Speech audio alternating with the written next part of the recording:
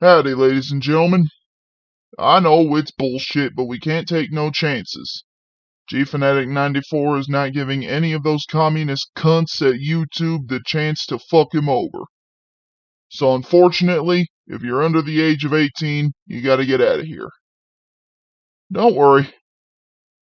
We're gonna fight this war. But we need an army to do so. Alrighty. Well, now that Godzilla's back as the king of the monsters where he belongs, surely this means that the Big G is gonna have his own brand new story and a kick-ass new series to follow him in, right? Oh, another reboot. I mean, that's not gonna become a trend, is it? Alright, ladies and gentlemen. Once more, we are back. And Noah, are you ready to cover what is easily the weirdest and wackiest movie in the Millennium series? Well, debatably between this and the last entry in the Millennium series. Godzilla vs. Megaguirus. Dick shot. Oh, God! God damn it, I knew you were gonna say something like that. Yeah. Alright, so Godzilla vs. Megaguirus. This movie is... How do I describe it without, demeaning it in any way? It's one hell of a roller coaster ride. And... what's That's up? a huge bitch. Yeah. Yeah, this movie is certainly one of the more interesting, in terms of, thought process when it comes to a Godzilla movie, because, I mean, just some of the shit that happens in this movie, you'll see here in a minute, is just mind-bogglingly awesome, but weird at the same time. So yeah. Essentially, the reason why this movie, was made, there's no, real theme or plot behind, well, there is a plot, but there's no real theme or, main, overarching message behind it, except for the fact that just Godzilla's awesome. I mean, there's no other way to put it. And, yeah, man. We need to clarify something, though. We need to clarify something, though. Yes. Well, yes, they have this movie and 2000 may have the same design. No, they're different they're different Godzillas. Yes, Different Godzillas. and that is going to be a major problem in the Millennium series. It's like there are only 2 movies in the Millennium series that are directly connected to one another. And we're going to be covering those after the next review. But yeah, man, yeah, this is straight up another reboot and just direct sequel to the original film, complete with brand new footage displaying this specific Godzilla suit as if it were the original Godzilla in 1954. Yep. Strangely enough, they never actually clarify whether or not this is the second generation Godzilla or the first generation Godzilla. Honestly, I'm pretty sure what they implemented those scenes for was just to imply that this is the very same Godzilla that would appear in 1954. So I guess technically we could say it is the first generation in this timeline. Well, if that's the case, then there's going to be some serious problems with the kaiju action. Nevertheless, though, yeah, let's go ahead and talk about this film. First of all, Noah, would you like to list the cast? Aye, so we got another quite short cast. Honestly, I think the short casts are for the better because it gives the human actors a lot more room to, perform. Yeah, and also gives me a bit much more of a better time, if you know what I mean. Yeah. We got Misato Tanaka as Kiriko Fujimori, Yosuke Tahira as Haijimi Kudo, Masato Eve as Motohiko Saguya. well, Sugiura. There we go. Yuriko Hoshi as Professor Yoshino Yoshizawa. We also have Toshiyuki Nakashima as Takuji Miyagawa. Koichi Yamadera as Kids TV host. Yeah. We have Kazuo Nakamura as Yamaguchi. And then we have the main stars of this movie, the ones that are in the title. We have a returning Tsutomu Kitagawa as Godzilla, and the newcomer, otherwise I call her the bitch queen, Minoru Watanabe as Megaguirus. Indeed. And yeah, bro. Honestly, I don't really know whether or not to say this movie is better than the last one, but I will say that I do like the monster action a bit more. And speaking of monster action, yeah, would you, in this film that is directed by, Masaki Tezuka, would you like to cover the humans or the monsters first? I'm pretty sure you know the answer to that, good sir. Well, yes, but I have to make sure. You must be 100% sure before I'd be like, no way, I want to cover that for you. Yes. But yes, let's cover the human aspect. Alrighty. Bro, the human aspect of this film is much better than the last one.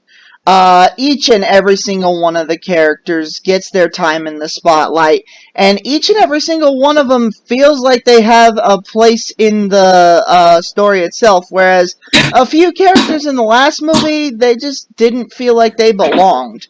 In this one, every single character, including the kaiju, all feel integral to the plot, and that's not a bad thing. And actually, the human aspect of this film, we mentioned in the Heisei series how we liked seeing the Japanese military come up with new and creative ways to fight Godzilla. Ooh. Well, they took that to the extreme in this movie, because Yeah, very much so. yeah, they straight up said, fuck physics, we're going with anime logic here, and they made a freaking gun that is mounted in space to a satellite that can shoot black holes at the ground. Miniaturized black holes that are the special kind of black hole that don't automatically destroy the fucking planet guaranteed when they're fired, but they can also apparently close the black hole on command when it impacts with its target. What are these fucking geniuses, but also stupid? For real, dude? I mean, seriously, I'm pretty sure if Japan had technology that advanced, they could pretty much end world hunger overnight, bro. Seriously, these people. Okay, I don't know all of the like advanced like physics when it comes to like space travel and space phenomena and shit like that, but I do know that human technology has not even progressed far enough to even go near a black hole without completely compromising everything and risking the lives of the entirety of the crewmates. But I'm also pretty sure that there's no way in hell to close a black hole once it's opened until it just runs out of energy or some shit like that. So, Or it just finishes sucking the shit out of the area it's in. yeah. But yeah, bro, I mean, just the simple fact that these people created a black hole gun specifically to fight Godzilla, and they don't even, like, try anything else except fighting Godzilla is mind-boggling to me. Like, you have the technology to literally move humanity to anywhere in the universe, and you decide to use it instead to fight for a home that's pretty much not even under threat. We'll talk about Godzilla here more in a minute, but yeah, this just like I love the idea of them coming up with this way to fight Godzilla, but it also just feels stupid to me because like you have this amazing technology and you're using it to kill something that's basically not even a threat to you. Which brings us to the monster action. Bro, if what you're saying is true, and if this is the original Godzilla from 1954, then we have a huge problem. Because Godzilla in this film is not portrayed as a pure, evil, devilish monster out for revenge. He's portrayed as an animal that shows up once a decade, if that, to grab a snack and leave. Well, the whole continuity of the Millennium Era is a bit wonky. Nobody really knows for sure, so... Yeah. Who knows? Maybe in 1954 he really was just looking for a snack. Maybe. I mean, shit, at this point it could have been anything. But yeah, man. Godzilla in this film, first of all, his design is pretty much the exact same, even down to the orange atomic breath from the last movie. He's just having a lighter coat. Yeah. Basically. Yeah, basically he's just a lighter green on his skin, and other than that, there's really nothing else to him. Except for the fact that now he is missing a nuclear pulse, which would have come in handy when he was being swarmed by gnats. But, yeah, man. That also brings us to, basically Godzilla's, like, personality in this film. Whereas Godzilla in the last film didn't actually have any character growth or development, this film doesn't really have character growth or development either, but it actually does establish maybe some sort of like internal fear of humanity, like not only in this movie but in the last movie. Because if you think about it, why else would Godzilla be targeting why else would Godzilla be targeting like energy sources that wouldn't even give him a meal? Unless he just wanted to keep humanity in check and make sure that they couldn't, become more dangerous than they already were. Would make sense. I mean, this is just speculation on my part. This isn't confirmed or anything. But it seems to me as though the Godzilla in the last movie and this movie, even though they're not connected, which, by the way, this suit design is called Meyer Goji. Or as Noah likes to call him, Mir Goji. But yeah, Godzilla in these films, to me, it just seems like he's not hating humans. He just fears them, and he fears what'll happen if he lets them grow too much in power. Which, considering they created a goddamn black hole gun, that makes sense. Yeah. But yeah, Noah. Other than that, we really got nothing else to talk about except for the main baddie of the film. The bitch queen herself! Megaguirus. Okay, so basically the whole idea behind Megaguirus. The humans, in their infinite wisdom, creating this black hole gun, well, the first time they fired it, they opened a wormhole. And, well, wormholes are basically distortions in space and time. So, yeah, this happened to open up back to a time where giant bugs were a thing. I believe it was the, not the Devonian. It was an era in Earth's history where there was much more oxygen than there is today, and where there was basically no real competition for the land masses of Earth other than giant insects. So yeah, a creature called a Meganula crawls through this wormhole. Even though the actual creature is called Meganura. Toho actually changed the name to Meganula because, well, they wanted to be able to copyright it without someone saying, well, actually, that's a real living creature. You can't actually copyright it. And to be fair, that is a little bit of a bitch move, but it is understandable. So this Meganula comes through and it immediately lays an egg, which is found by a child and taken home with him. And by the way, fuck this child. His only purpose in the movie is literally to introduce and make it a lot easier for the monster threat to grow in power. And this creature starts not only feeding on humans, but it starts multiplying. And eventually it gets to the point where somehow thousands of these things have not only populated an area in downtown Tokyo, but they have literally flooded the entirety of the city. And after they increase their numbers big enough to actually pose a threat to Godzilla, they all start instantly heading towards Godzilla so they could get some of his sweet, sweet DNA. Noah, you mentioned a trend in the last movie. The sweet spot. What?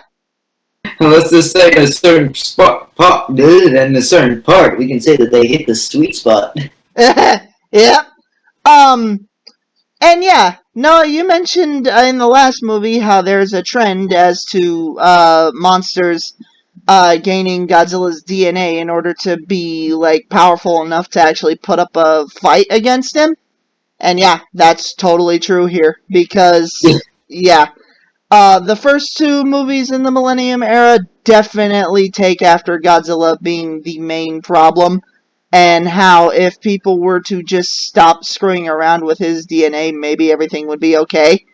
But in the humans' defense, they weren't the ones who screwed with his DNA this time.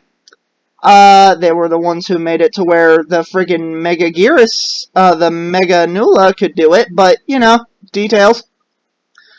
And anyways... Details, what? Details, emails. Yeah. And anyways, after they get some of Godzilla's DNA, it basically sets up the rest of the movie quite nicely. And they immediately all head off to go put it into their giant monster queen called Megaguirus. And Megaguirus is an absolute joy to behold in this movie. Bro, what do you got to say about Megaguirus? Jesus Christ, this fuck! No, straight up. Megaguirus has a literal superpower in this film. Debatably, too. Megaguirus is capable of moving at super speed. I believe she can move up to speeds reaching, without her super speed power, she can get up to speeds of Mach 7. And then using her super speed, just multiply that times 10. Mach 70! Goddamn, lady! Oh, Flash, you might be having some competition here. Yeah, no shit, bro. And obviously, as Megaguirus is essentially a glass cannon, who looks goddamn amazing, by the way. Her design just looks freaking intimidating, menacing, and just downright cynical and devilish. And I love it, man. I mean, she looks scary as hell in some scenes. And obviously, as she's basically a glass cannon who can move really fast and deal a lot of damage, obviously she spends the majority of the fight against Godzilla dodging out of the way and trying to avoid his attacks. And this is what I was talking about in the last movie. Megaguirus doesn't do it here, but Godzilla does it plenty.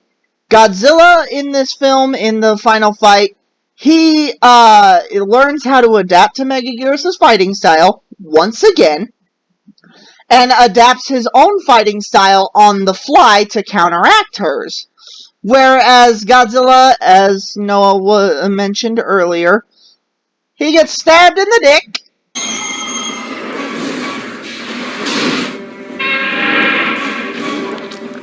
He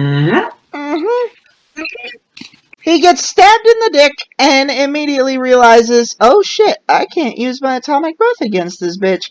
Oh no. What do we do here? And immediately he then decides, okay, I gotta change my strategy. And then later when he tries again, oh no.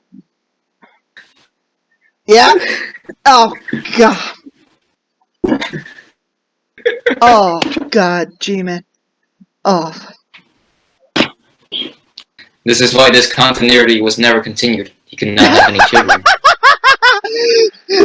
Megaguirus took away Godzilla's ability to reproduce? He took his sperm!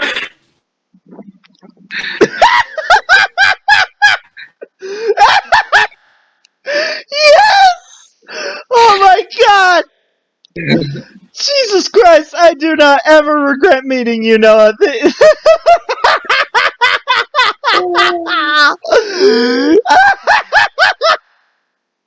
Oh, keep it together, calm down.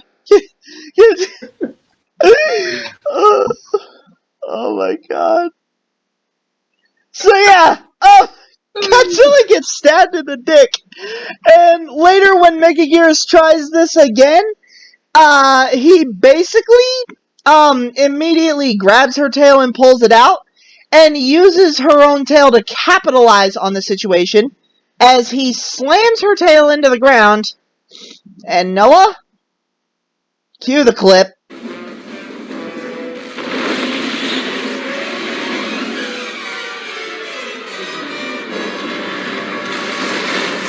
This man leaps off the top rope and delivers a body slam.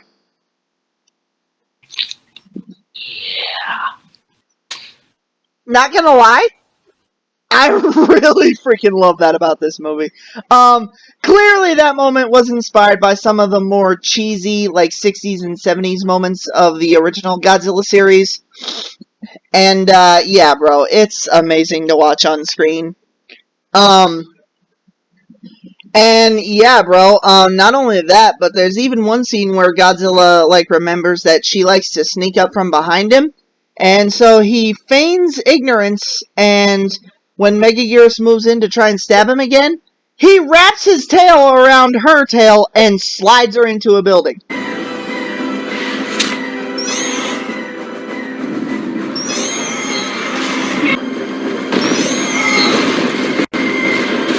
You can see why a lot of people think that this Godzilla is the most skilled in combat.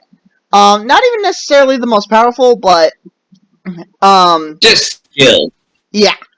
And yeah, honestly, that's a very valid point. I do personally believe that there is another version of Godzilla in the Millennium series that is stronger, and you'll see why when we cover his movie. Well, his first movie, because, yeah, they throw something even more deadly Also, than a freaking black hole at him.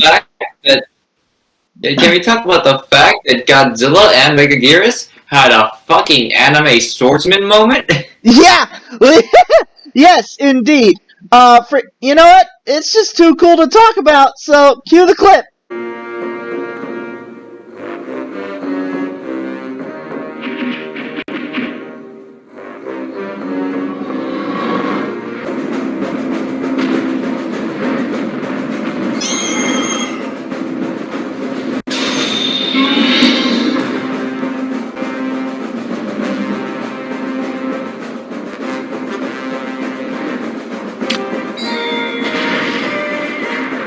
My god, yeah.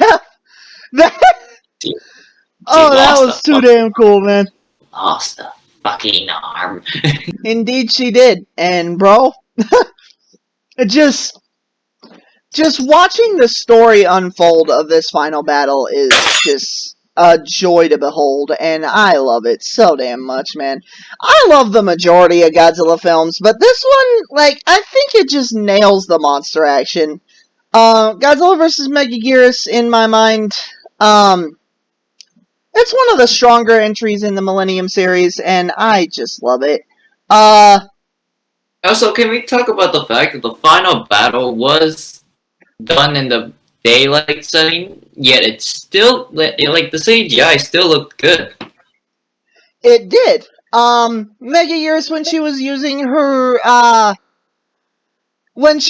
her super speed mode, she did look a little wonky in some shots, but the majority of it still looked rather good. And when the battle began, I like how they displayed, basically Godzilla, like, full-on story being told through the battle itself and the fight choreography. And once again, I feel like a lot of the fighting moments in this film, just like the last film, were inspired by anime. Because it legitimately feels like you're watching an anime fight when you look at these things. And it just feels so damn cool and refreshing to see it. Live action anime movie be like. Yeah. No wonder Godzilla's getting attacked by a girl. Oh God, Noah, why? Why do you say stuff like that? But yeah, bro. With all that being said, who would you recommend this movie to, audience-wise? Honestly, since it's some of the more cheerful and comedic movies, I would say children would probably enjoy this. Yeah, well, I mean, honestly, everybody likes a good ball joke, so, you know.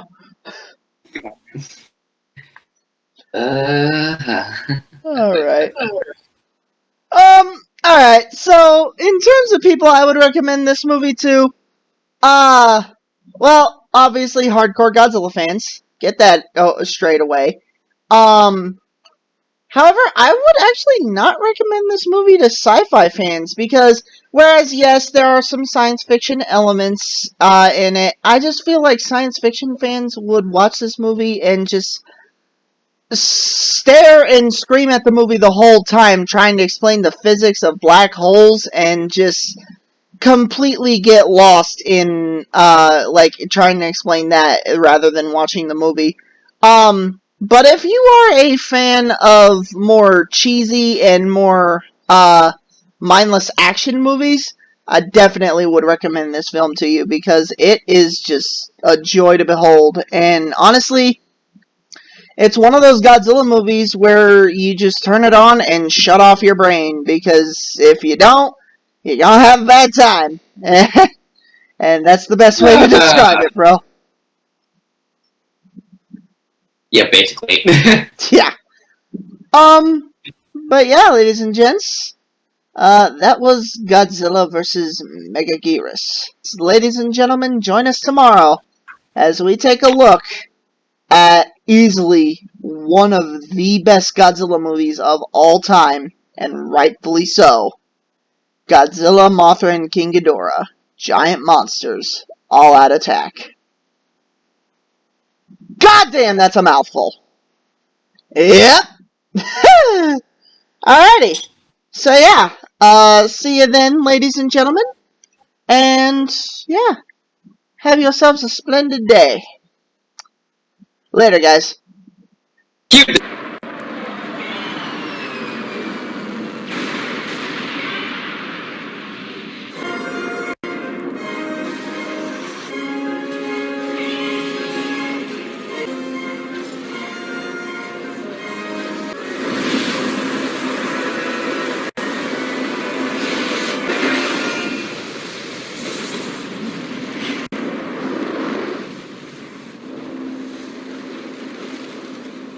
Alright, y'all know the drill. Like, leave a comment, and subscribe. Y'all want more videos, right? More kick-ass shit? Well, good, because I want more views. Let's help each other on this.